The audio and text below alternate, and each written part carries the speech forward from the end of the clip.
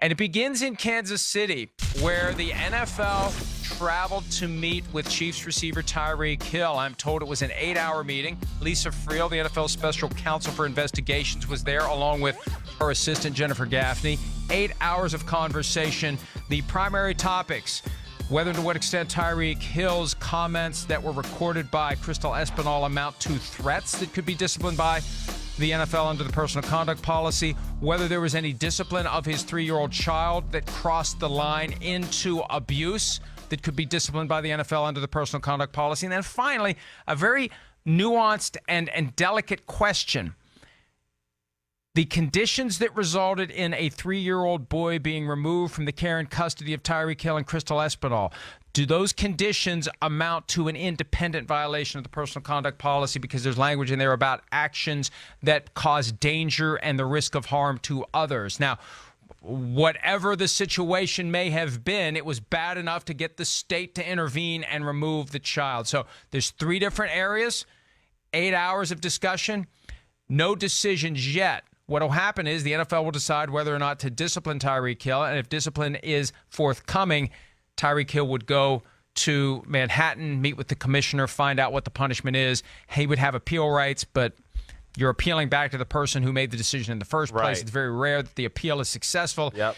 These are things that are going to play out over the next few weeks, Chris. There's an expectation we're going to have an answer by the time the Chiefs go to training camp on July the 23rd. Yeah, I would hope so. And Mike, I ask you this, in this type of case here, right, with this whole situation. Now, Tyreek Hill, we know he has, pre-existing history, right, before he got into the NFL. If memory serves me correct, they did not really investigate what happened there, but we know he pled guilty and had his issues there. Now, on a day like yesterday, will they dive back into the prior history of what happened between Espinal and Tyreek Hill as far as the first incident prior to being in the NFL to get context of the relationship? Do you go there in these type of matters, or is it just strictly the matter at hand?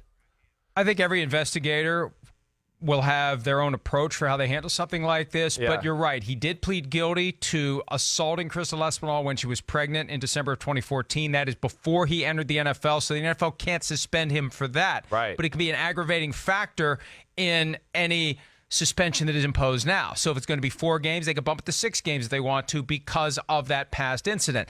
If I were the one investigating this and meeting with Tyreek Hill, I would want to ask him questions about that, right, just to test his truthfulness, because we know he's already pleaded guilty. So what kind of a story is he going to try to sell me when that comes up again? How's he going to act? What's his demeanor going to be? Is he going to seem irritated or frustrated that he has to talk about it? Or is he going to be contrite and tell me the whole story and happily go down that rabbit hole, even though he would prefer not to? Right. So I think from the standpoint of getting an idea of what kind of a witness I'm dealing with, how truthful, how credible he is, I think there's value in asking him those questions, getting him. You want to see, you know what? If Mr. Hyde is lurking around inside of Dr. Jekyll, you'll want to try to draw him out. And that's the kind of thing that could maybe draw him out. Yeah, that's what I was thinking. Or I just wondered how much they would, venture down that road. Because, I would want to ask him those questions too, knowing that, they could have the information and the answers and those things, and kind of double check what he's saying to, make sure you're kind of getting, okay, we're getting a straight shooter today who, even though this is embarrassing and he's done some bad things, at least he's telling us the truth. I would think you would want the context there either way. But it's good to see that the NFL finally sat down with Tyreek Hill, gets this investigation going. It's good for the NFL to get it going. It's good for the Kansas City Chiefs and that situation, and we'll see where it all plays out. But it's huge as far as just dictating the NFL this season. I mean, just as far as play on the field, we're talking about arguably the best receiver in football, certainly the most explosive weapon in football, and he might not be available to one of the best offenses, best offensive minds, and of course one of the most dangerous quarterbacks in the game, and that can change things around in the powers that be in the AFC. And to the extent that people are curious as to what the NFL is going to do, the easy answer is whatever it wants to do, because at this point the personal conduct policy has evolved to a juncture where the NFL can do whatever it wants to do, and we don't know what the NFL wants to do, but there's enough meat there that if they choose to suspend him 12 games or more, full season if they want to, they'd be able to get away with it, and there really isn't much the player can do about it because the appeal rights are limited, and we have seen over the past few years the court cases do not succeed. The way it's set up, the NFL has the power to make these decisions.